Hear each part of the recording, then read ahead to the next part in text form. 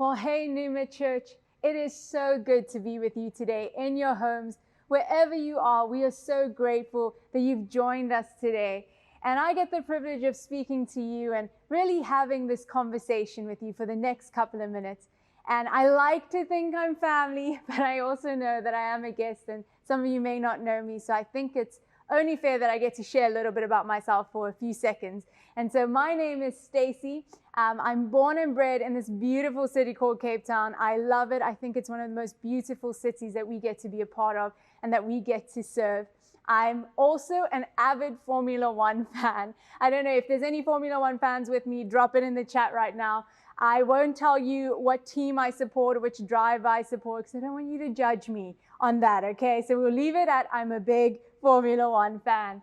I'm also, my church home is GC Church, and we're based in this awesome community called Woodstock. And this is what I get to do for a full-time job. I get to serve the church, and it's one of the best parts of my life. And at GC, we're big fans of the Numa community. We're always praying for you, cheering you on, and really believing the best for your church. We're also big fans of your pastors. We love having Pastor Monty come and share with us, and anytime he comes, we're always super pumped. And so really, I am so honored to be with you here today. And you've been in this awesome series called The Church That... And right off the back, I want to say that the church is something so dear to my heart. It's really something that I've decided to dedicate my life to building. And as imperfect and as messy as the church can be, come on, we know that, let's be real. I'm so grateful to not only be a part of the church, but to be the church. And something that I've been really passionate about is that my prayer is that in the frequency and in the free access that we have to the church, that we never minimize the importance of it. I love Ephesians 5 verse 25. It actually says that Christ loved the church so much that he gave his life up for the church. So if Christ died for the church, I'm thinking this is a pretty big deal.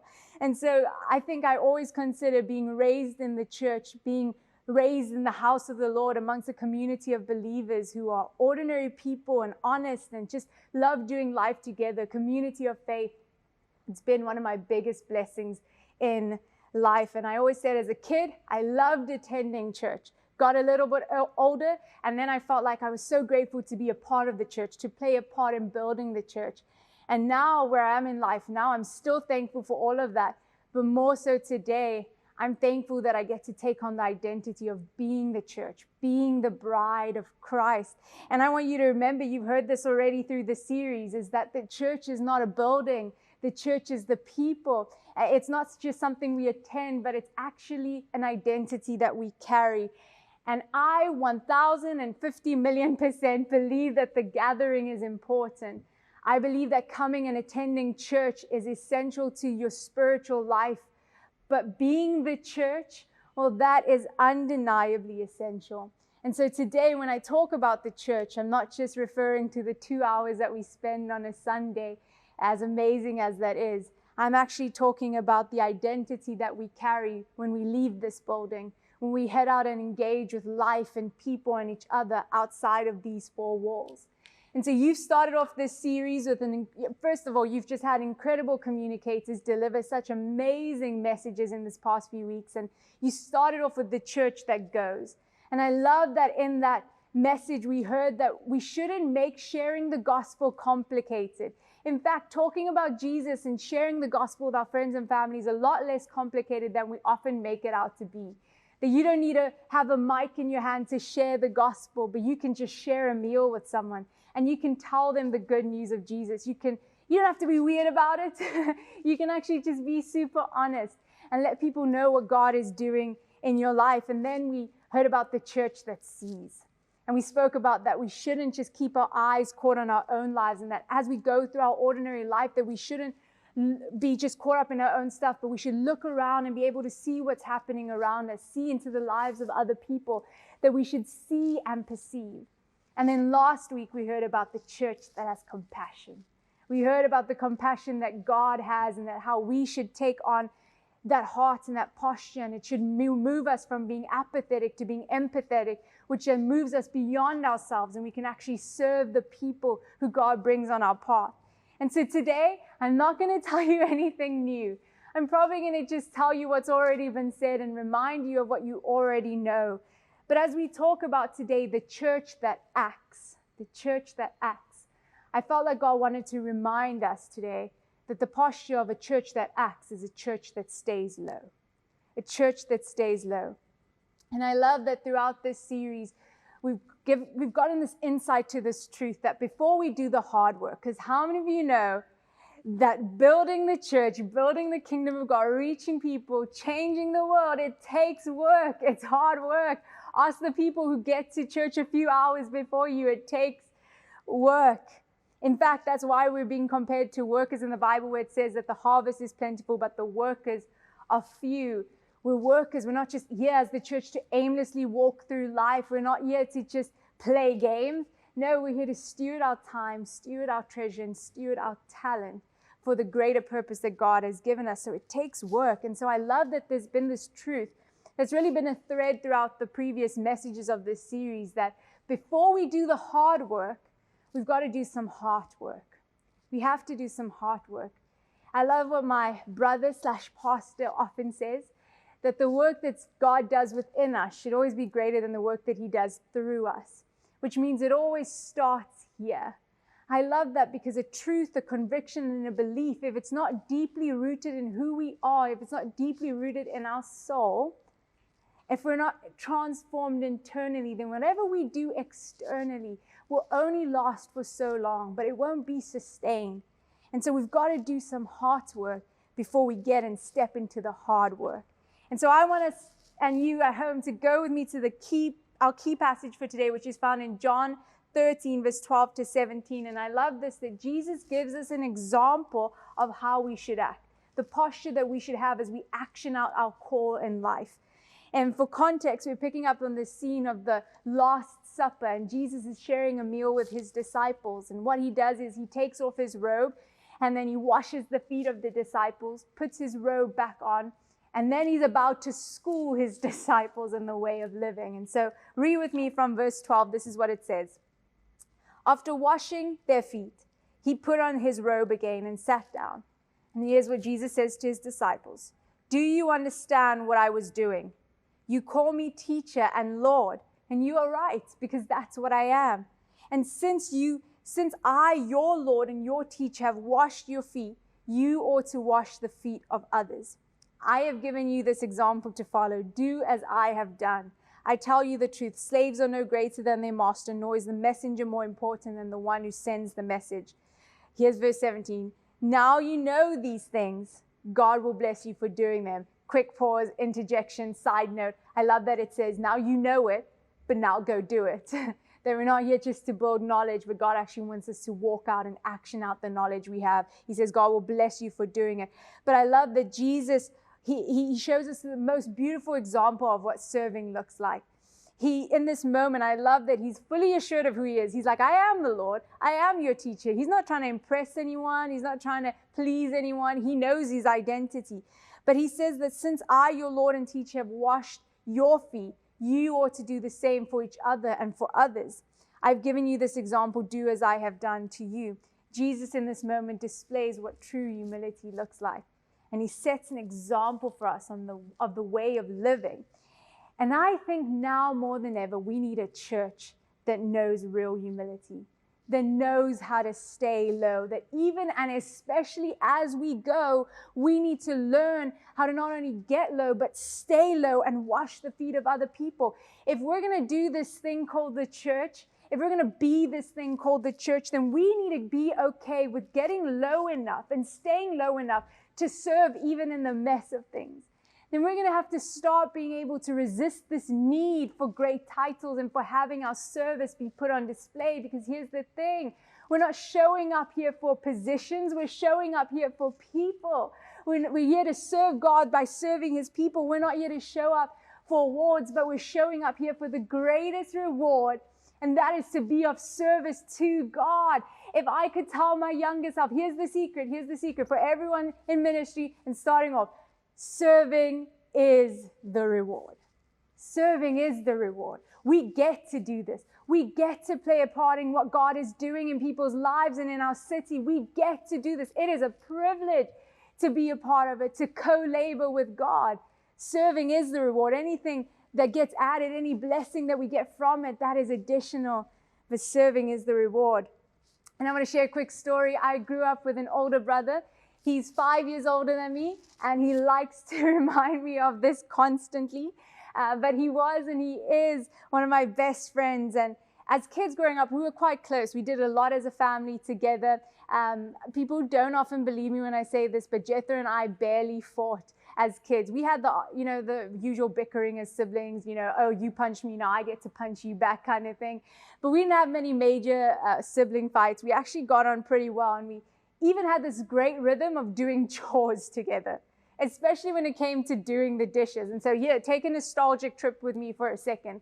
It's Saturday morning, Disney Channel is on the TV, and my brother and I are watching our favorite show. He's eating cereal, I'm having a sandwich, and we're just living pure bliss, our best lives. It's not school, it's Saturday, we're having fun, okay? But my mom from the kitchen calls out and she says, hey guys, come, you guys need to clean the kitchen. Breakfast is finished, we need to clean the kitchen. And as kids, we're like, we do the whole thing, okay, and we start hitting everything as we get up, a bit annoyed that we have to leave our show to go and do the dishes. But we look at each other and we're like, it's okay, we've got each other, it's gonna go quick, it's gonna be fine, we can come back to our show. And we had this great rhythm, we had this great flow of shared responsibility, and so we barely argued until one day my parents brought home a dishwasher. Now, on first review, on first glance, this seemed like it was going to be a lifesaver. Like we wouldn't need to wash up the dishes or dry off the dishes with the cloth. It's going to go quicker. You just pack in, a few hours later, you're going to pack it out. And so we were excited. And what was once a two-person job is now a one-person job. And so the rhythm changed a little bit. And my brother and I were cool in the beginning. He would pack, I would unpack, and we would rotate. But then this moment came. It was either we were watching a really cool show or we're doing what we always loved to do, was play Sims on the computer. And so we were doing either of those things, and my mom from the kitchen says, guys, whose turn is it to pack the dishwasher? And silence in the room. My brother and I slowly look at each other. And then what happens is we're about to, what would usually happen would be we'd both go to the kitchen and wash the dishes and dry together. Now it was someone's going to be left with the show, with the game, and could continue to enjoy, but the other person had to go do the dishes. But my brother and I look at each other, and if you have kids at home right now, or if you grew up with siblings, you know the famous argument we're about to go into. And so we look at each other and we say, I did it last time, it's not my turn, it's your turn. And we start going back and forth, and we worked on a trust basis, so it was his word against mine. We didn't have some super nanny roster schedule on our fridge to tell us who does it on what day. And so we're arguing, and then we say these words that really struck me when I was thinking back this week on this story, is that we looked at each other and we said, it's not my job. It's not my job. I did it last time. It's not my job. And I've often noticed in our faith as Christians, we're really good at serving at church. We're really good. We're on a team, we're on staff, and we have a role to play, and it's Sunday morning and we're pumped to serve. But then we go back to our mundane moments of life. And sometimes I think we forsake our serving jackets and we start to throw around this phrase, it's not my job. And we forget that serving is not just something we do, but serving is who we are. And it reminds me of this story, and I won't read it, but it's a story you might be familiar, the Good Samaritan in the Bible. And Jesus is telling this story, and there's this Jewish guy who gets beaten, robbed, and stripped of his clothes. And the Bible actually says he gets left on the side of the road looking half dead. And Jesus mentions 3 people who come across this man. The first 2 are a priest and a Levite. 2 people who have incredible credentials in the religious realm at the time. They were religious professionals. If there's anyone that should be following the law of the Old Testament law of love your neighbor as you love yourself, these were the 2 guys. And so we see here the priest and the Levite respond very differently to what we think they would do. The priest, what he does is he actually deliberately walks on the other side of the road to avoid looking at this person that's laying on the floor, as to avoid an obligation to serve him. The Levite kind of does the same thing. He has a little bit more of a peek, but then he also walks onto the other side of the road. And then, of course, there's the third person, the Good Samaritan, which I like to note that he is unnamed and he has no fancy title. But he saw the man and he didn't respond like the priest and the Levite. In fact, he actually went over to the man, treated his wounds, helped him to go to a room, paid for the room for him to stay in, and then added on if there's any additional expenses that this man incurs and he needs to recover well, I will pay for it. And that's amazing. And I'm sure we're often found in our lives being the Good Samaritan. Come on, that's good. I want to affirm you in that. That's amazing. But if we're going to be very real and honest here today, we're going to say that sometimes we're found being the priest and the Levite. That maybe we're seeing the person, maybe we're seeing the struggle and seeing the pain, but we choose to look the other way. We choose to walk the other way because it's not my job. I've already got so much going on. I have a 9-to-5 job. I've served at church on Sunday. It's not my job. And it's easy to serve when we're at church, when we're in a position to serve, but serving was never reserved for a specific day or a specific crowd of people, and it certainly wasn't reserved for a specific role that we need to fulfill. Serving people should be our life's mission. We need to stay low enough as the church to keep ourselves from uttering these words, "It's not my job." We should serve everybody and anybody. And I love this quote that I once heard, which says, we cannot say we're compassionate because we feel something. We can only say we're compassionate because we do something. It's easy to feel something. Yes, it's easy. It's easy to see someone on the side of the road lacking the basic human needs and having our heart go out to this person. It's easy to hear someone put in a prayer request and share about how they're struggling in life or share a story about their trauma. It's easy to feel. If we're not feeling anything, I think we've lost a little bit of our humanity. It's easy to feel. You know what's even easier to do? You know what's even easier? Is to do absolutely nothing about it. It's to carry on walking, to drive on, to look the other way. But it actually takes work. It actually takes a whole lot of humility. It actually takes getting up, stepping out. It actually takes actioning out our faith to serve that person in the best way that we can. But here's what's been detrimental, is that many times we're more concerned about how serving will disrupt our lives than we're concerned about how it would impact the lives of others. But we need to get some humility. We need to follow what Jesus said. He set an example. Grab the towel and start washing people's feet. Not when it's convenient. Not when it's comfortable, not when I have more time, not when the kids are out of the house, not when I'm better resourced, not when it's my job to do so. We serve because it's who we are. We are the church. Philippians 2 verse 1-4. These are Paul's words, so do not crucify me for saying them. But I love the Message translation. It says this: if you've gotten anything at all out of following Christ, if his love has made any difference to you at all, if being in the community of the Spirit means anything to you, if you have a heart, if you care, then do me a favor. Agree with each other. Love each other. Be deep-spirited friends. Don't push your way to the front. Don't sweet-talk your way to the top. Put yourself aside and help others get ahead. Don't be obsessed with getting your own advantage. Here's my favorite part. He says, forget yourself long enough to lend a helping hand. Forget yourself long enough to lend a helping hand. What does serving look like today? Maybe this week it looks like you simply closing your laptop for a few seconds at work and talking to that colleague that looks stressed out on life. Maybe it looks like you being a bit more kind to the person serving you at a restaurant. Maybe cutting them some slacks. Maybe it's time we serve the people who serve us. Maybe it looks like you actually talking to your neighbor, the friendly neighbor, the good neighbor, the loud neighbor, the annoying neighbor. Maybe it looks like giving some food to someone who really needs it. Maybe it looks like getting off your phone long enough to actually have a conversation with the person in front of you at home and asking them how they're doing. I really believe that if we're going to be a church that acts, then we're going to need to be a church who loves and cares for people without any agenda. The minute we start having an agenda, it's not love anymore. I think we should start simply loving people without any expectation of being seen, of being awarded for loving others, or even the expectation of it being reciprocated.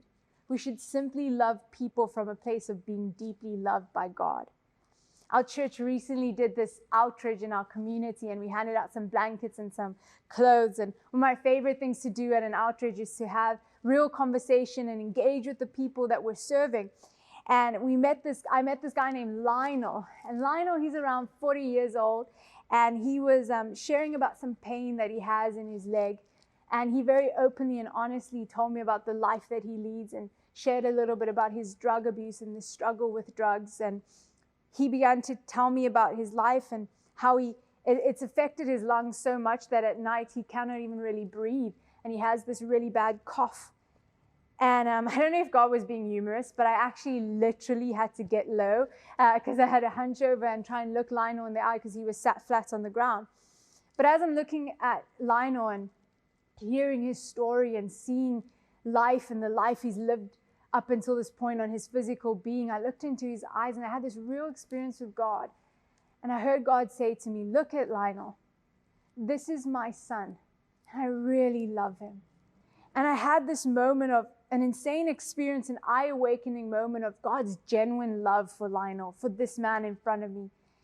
This man who, in his own words, told me that he doesn't feel worthy of being loved by God, that he doesn't even feel worthy enough to love God. And as he's talking to me, I just burst out and I say, Lionel, God really loves you. Like, he genuinely loves you. And he smiles back at me and we chat a little bit more. And I take a moment to pray for healing over his lungs and over his legs. And afterwards, he says the words that will probably mark me for the rest of my life. He says, thank you so much for you and your church for coming out and serving us today. Thank you for just loving us. Here's what he says. So many people and organizations come and they serve us, but they expect something back from us. He says sometimes they coerce us into coming to their organization or to their church to collect things, or sometimes they try and force us into a way. He said these ending words, thank you so much for sitting with us, loving us, and just serving us. And I wonder what if we just took enough time in our day to just sit with people, even if it's to our discomfort, even if it's to our disruption. What if we became a church who loved like that? No agenda, award, or audience seeking. What if we just loved and served people because it's in our DNA, because it's who we are, because it's who he is. Colossians 3 verse 12 says, we are God's chosen people. We are holy and set apart by God himself. And it says, put on a heart of compassion, put on a heart of patience, put on a heart of humility and kindness. Stay low. One thing I'm really deeply passionate about saying and living out is that my prayer for the church here at Numa, back home at GC, the church across the world, my prayer is that we would be a people joining community of faith and loving life and reaching out and serving, that we would be so for the mission of Jesus, so for people finding salvation, finding hope, finding freedom, that we would be so for the mission that we don't care whom God does it through, but we just deeply care that it's getting done. We care more about people finding Jesus than knowing our names, that we care more about people than positions, that we are so for the mission that no matter whom God does it through, we celebrate that it gets done. That we stay low enough that even if all I do on a Sunday morning is put a toilet roll in a bathroom stall, but 10 or 15 or 20 people committed their hearts to Jesus that day. But I didn't say the prayer with them. I didn't lead them. I didn't have a mic in my hand. But I still celebrate that God did that in their lives, because here's the thing. We're not here for our own mission. We're not here to build our own kingdoms. We're here to build the kingdom of God. And I think if we just got out of our own way, and if we got low enough and stayed and sat with people for long enough, I think God would do a whole lot. I really do believe that. As a church that stays low, may that be our posture. May that be the way the world gets to see the church act. May that be the way we love each other, because that's the way God loves us. Ephesians 5 verse 1-2 says, watch what God does, and then you do it. Like children who learn proper behavior from their parents, mostly what God does is love you. Keep company with him. Learn a life of love. Observe how Christ has loved us. His love was not cautious, but it was extravagant. He didn't love us in order to get something from us, but to give of him everything of himself to us. It says love like that. If we want to be a church that acts, we need to be a church that stays low. If we want to be a church of impact, then we got to love like that. No agenda or audience or award seeking. Not cautious but extravagant. Love like that. I think we can be the church that brings hope. I think we can be the church that responds to injustices. I think we can be the church that brings truth through kindness in this day and age of lies and opinion. I think we can be the church that leads our city and our generation to building a better future.